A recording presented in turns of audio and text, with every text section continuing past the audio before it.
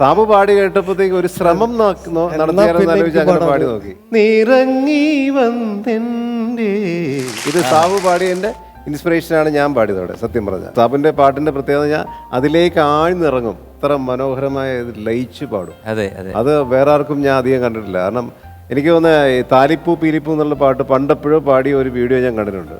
അതിൻ്റെ അകത്തുള്ള ആ അനുപല്ലവിയിലേക്ക് ആ ഒരു എടുപ്പും കാര്യങ്ങളൊക്കെ ഒരു രക്ഷയില്ല. എന്ത് രസമാണ്.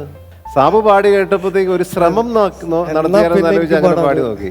അല്ലീളം കൂട്ടിൽ നിറങ്ങി വന്നെന്റെ അല്ലിമുളം കുഴലിൽ തേൻ നിന്റെ പളുങ്കുലി ചിറകുള്ള സ്വപ്നജാലങ്ങളെ പറക്കും തളികയിൽ എടുത്തുയർത്തി.